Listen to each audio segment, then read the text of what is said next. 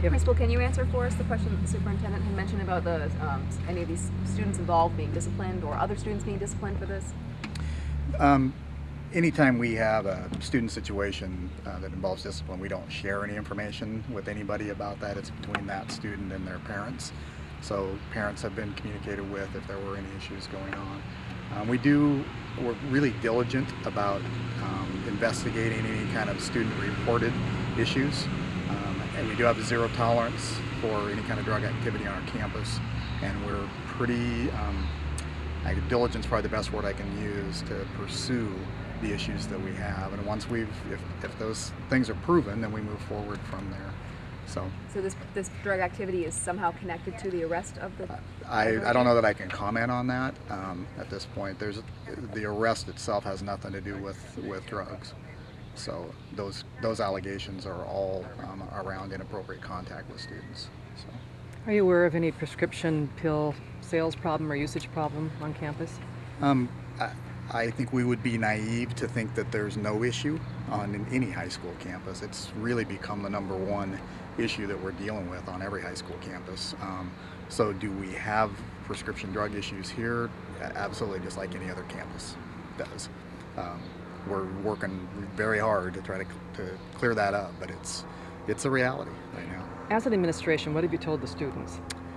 We had a statement this morning that basically outlined for them the charges that had been brought so that they would understand the actual situation and not the rumors that had been floating around for a while.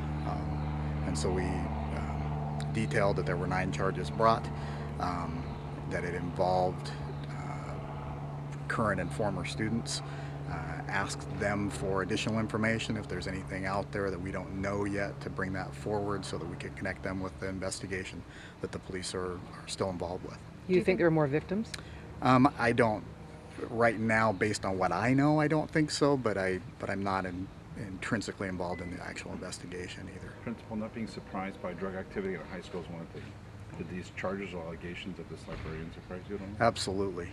We have worked pretty closely together with Heidi. She's done a lot of work for us here and done a great job in terms of the skill set that we needed for her to have. Has been a pretty valued employee, and so this was pretty shocking, very surprising, and kind of gives you that sick in the pit of your stomach kind of feeling when things like this come out. So. And what is her job like? How does she interact with the students at school? Well, her job classification is as a librarian aide. So we have her doing those types of things, checking textbooks in and out, that kind of thing. And then she also worked to oversee a lab that a number of students have rotated through here. So. What can you tell us about her? Is she married, have kids, what? I believe she's married and does have children. I can't tell you much about her personal life other than that. So I think her kids are older, though. Is there anything that you as an institution could have done to prevent this alleged behavior? Anything more? I think as soon as we started hearing rumors, we began the investigation. We called the police in at that point and tried to be as diligent as we could be with addressing that. There's always, after the fact, you always think, well, could we have done something else? And we definitely had conversations about what else could we do to prevent that kind of thing. So I think we've been pretty diligent in this one in carrying it forward. So. How did the rumors pop up? Was it a teacher overhearing kids at lunch, or how did the rumor mill begin? Well, we've worked pretty hard to develop a relationship with kids so that they feel like they can come in and let us know what's going on. And so over time, over the last couple of years, almost every investigation that we've done with drugs here at school have been student reported, student generated. So somebody's come in and said, this is going on, I want you to know, and then we've investigated from there. And we've been able to be pretty confidential for those students so they feel safe in coming in and letting us know. And that's really how this all started, was students coming in and saying, hey, these rumors are going around and I don't like them, I'm uncomfortable with this. The school year is about to end, and I'm sure there's a lot of emphasis on training and avoiding behaviors like that. Will there be an extra effort going into the fall, and those workshops you have and that sort of thing? Well, every employee is required. We go through training every year. Their video training where you have to pass a test. You have to demonstrate that you know the knowledge that's in those videos. I don't know that there'll be, a bunch more on top of that, but I'm sure that that's something that the Human Resources Department will take a hard look at. Principal, do you know if any of the incidents happened on campus, if she was having inappropriate behavior with the kids here? Nothing to my knowledge. Everything that I'm aware of took place outside of school hours and off school premises. And again, I don't know every detail, but that's what I'm aware of at this point.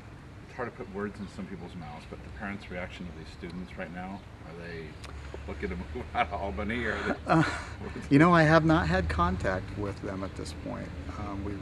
The students have been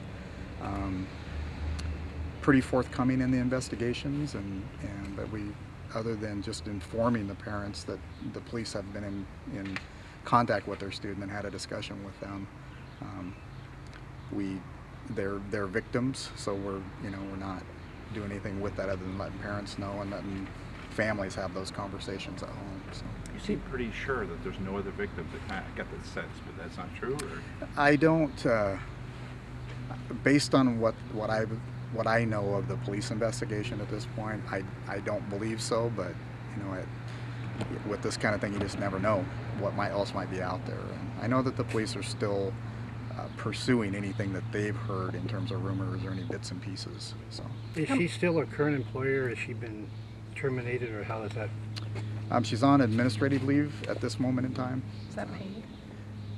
I don't know the answer to that one. She's currently on paid leave. How much of a role do you think smartphones played in this? They were sexting and text messaging photos, allegedly.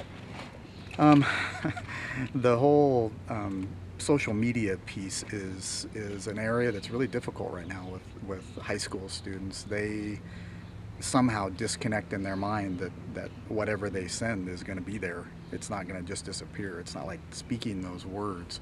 They have a real disconnect in what goes on there, and obviously in this case an employee got caught up in that same mindset of this is somehow safe and okay, and I can't comprehend that, but anyhow. Is there some kind of a policy as far as students are concerned and social media, what's appropriate, what's not? Yeah, we've had multiple conversations and trainings around that idea, and the whole piece for us is that especially with Facebook as the best example, there shouldn't be any friends on a staff member's page. So I believe they're pretty aware of that piece. The telephone piece, to be honest, we've spoken way more to our coaches about appropriate use than we have every other staff member, because coaches are using text messaging, for example, to change a practice time and that kind of thing. And so we've done quite a bit of training around that area about what's appropriate and what's not. And we've done that training with every staff member, but again, when you cross over that line, I don't know the thought process that can go into that. But. What's the policy for students to have iPhones, cell phones at school? Is there one? Our policy is, this is kind of an interesting campus. We originally talked about not having them be allowed, and it's it's a pretty interesting deal because there are 11 buildings and they walk to and from, and trying to police that was just way more than we could handle. So we kind of backed that off, and we don't allow any kind of electronic device to be on in the classroom, headphones go away, all that kind of stuff when they come in the door. They want education to be taking place, and that's a piece of that. So as far as policy, they can have their phones and their iPods, but they have to be put away when they go into a class or all that kind of stuff.